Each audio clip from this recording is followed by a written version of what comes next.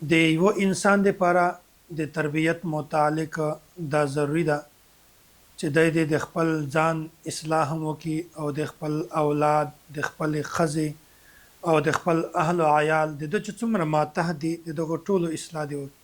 که دی چېرته افسر وي د ته پکار ده چې ماتحت څومره کسان دي اصلاح یې وکړي. که دی چېرته د سکول یا د مدرسې استاد وي د څومره شاګردان دي هغوی اصلاح دي وکړي. دی که چېرته دکاندار وي یا د فیکټرۍ مالک وي د ده ماتحت څومره مزدوران کوي د دې اهل و عیال د دې اصلاح ضروري ده. او دغه رنګې خپل اهل و عیال چې څومره دي د فرایضو واجباتو د ادایګي کوشش کول د هم په انسان باندې ضروري دي. او دغه رنګې دین طرف ته د راوړلو کوشش کول د نیکو اعمالو کولو کوشش او د ګناهونو د بچ کولو کوشش دا په انسان باندې ضروري ده. لکه څرنګه چې یو انسان خپل ځان اصلاح ده په ده باندې ضروري ده داسې اهل و عیال اصلاح هم په ده باندې ضروري ده. دلته الله تعالی قرآن کریم کې بیانوي یا ایها الذین آمنوا قوا انفسکم واهلیکم نارا. ای د ایمان والو خپل ځان او خپل اهل و عیال دا د جهنم د اور نه وساتئ. قوا انفسکم واهلیکم نارا، خپل اهل و عیال چې څومره کسان د جهنم نه وساتئ. نو دغه ځای کې الله تعالی یو مونږ تاسو ته یو زبردست لفظ استعمال کړی دی یا ایها الذین آمنوا. په دغه ځای کې د ایمان ول لفظ استعمال کړی ده. دا دومره خوږ لفظ ده. ډاکټر عبدالحی عارفی رحمت الله علیه فرمایي وایي په دغه لفظ کې دومره خوږوالی ده دومره محبت ده. وایي د خطاب دوه طریقې دي چې کوم یو سړی ته رابولي هغې دوه طریقې دي. یوه طریقه خو دا ده چې هغه کس نوم واخلي چې هغه نوم په ذریعه باندې دی کس تا ته مخاطب شي ای پلانکیه دلته راشه. یا یو خطاب طریقه دا ده چې هغه سره کومه تا رشته دي د هغې رشتې واسطه ورکړه هغې طریقه باندې رابوله. مثال کې طور پر پلار ده خپل بچی رابولي هغه ته د رابللو دوه طریقې دي. یوه طریقه دا ده چې نوم یې واخلي ای حذیفه یا عبدالله چې کومه طریقه وي هغه نوم یې واخلي په نامه باندې کس راوبولي. او یوه طریقه دا ده چې هغې سره کومه تا تعلق ده هغې نسبت ته رشته ده هغې په ذریعه باندې ای د ما خوږه بچیه ای د ما خوږه بچیه دا نسبت باندې راوبولي. نو وایي چې کوم خوږوالی دا د بچی په لفظ کې ده دومره خوږوالی دومره محبت دومره الفت دا وایي په نامو کې نشته.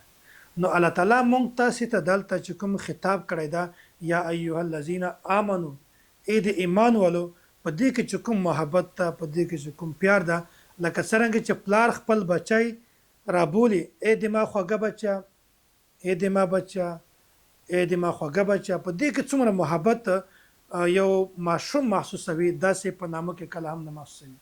نو ماشوم چې کوم محبت پیار الفت دا په دې جمله کې دته محسوسیږي داسې چې کله هغه په نامه سره راوبولي په نامه کې دومره زیات پیار محبت نشته.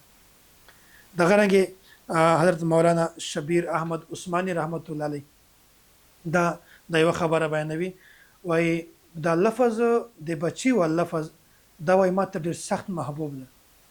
حضرت مولانا مفتی محمد تقی عثماني دامت برکاتهم العالیه فرمایي وایي دی به چې کله مونږ ته راته بیا ده نه مونږ تپوس وکړي مونږ چې کومه نیا وه هغې به ورته ویل چې د ما بچه د ما خوږه بچه آباده اوسي. وایي مونږ ډېر سخت حیران وو چې دا خو خلک شیخ الاسلام ورته وایي او علامه صاحب ورته وایي ډېر غټ عالم ده او د مونږ نیا هغه ته وایي چې د ما خوږه بچه آباده اوسي. نو مونږ ته دا خبره عجیبه لګېده. وایي مونږ د حضرت مولانا مفتی محمد شبیر احمد عثماني رحمت الله علیه نه تپوس وکړو چې دا د مونږ نیا تا ته وایي چې د ما بچه دا عجیبه لفظ ده. ده وایي یوه خبره مونږ ته بیان کړله وایي زه د تاسې کور ته په دوه وجه سره راځم. یوه وجه خو دا ده چې د ما مقصد دا وي چې زه د حضرت مولانا محمد شفیع عثماني نور الله مرقده د هغه زیارت وکړم هغه دیدار دپاره راځم محبت د وجې نه راځم. او دویمه خبره دا ده چې د تاسې نیا دا ماته د بچي نه وایي په دغه دنیا کې په ځمکه باندې بل یو کس هم داسې نشته چې هغه ماته د بچي نه وایي د تاسې د نیا نه علاوه ځکه چې د ما د عمر په ما نه مشران څوک نشته.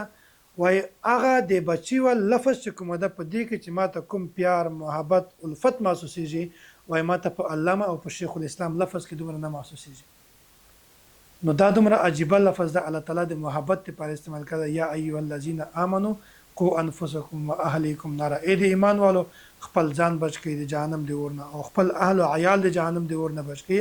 نو د دې وجې نه په یوه روایت کې مخته هم دا خبره بیا راځي چې پیغمبر علیه الصلاة والسلام فرمایي وای کوم انسان چې بل انسان خوشالوي او الله تعالی ناراضه کی وای دې مطلب دا ده چې الله تعالی به یو وخت کې دا انسان په د باندې مسلط کی. نو دیو جنا بعضی ماشومان به تاسو للی بچان ملدلي چې هغه مور پلار ته کنځلې کوي ډیره غلطه خبره ده. هغه نعوذ بالله نسبه خو ډیر غټ کیسونه راغلي دي. کنځلې خو ډیره وړه خبره ده. هغه خبره نه مانی اطاعت نه کوي عزت احترام ادب نه کوي. دا وجه څه ده چې بچي په تربیت کې کمی راغلي ده. کچیرته د بچي تربیت په صحیح طریقه شوی وي دینی تعلیم ورکړی وي منځ ورزده کړی وي مسائل ورزده کړی وي او د زکات د روزې طریقه دا نیول دی باندې انسان لګولای وي نو داسې وخت بیا نه راته چې هغه ماشوم په د باندې مسلط شوی خو نه خو مغربي تعلیم ورکړی ده او غیر دینی تعلیم ورکړی ده چې هغه سره دینی تعلیم نشته د تعلق نشته نو هغه چې کله تعلیم ورکوي دینی تعلیم نه ورکوي نو په وخت بیا الله تعالی خفه شي او خپل ماشوم خوشاله وساتي نو الله تعالی هغه ماشوم په د باندې مسلط. نو دا ان شاء الله مخکې تفصیلی دا موضوع بیانوم. نو بهرحال په دې موضوع کې خلاصه دا ده چې الله تعالی مونږ لپاره یا ایو الذین آمنو د ایمان په لفظ سره مونږ ته خطاب کوي. دا ډېر بهترین لفظ ده د محبت نه ډک لفظ ده.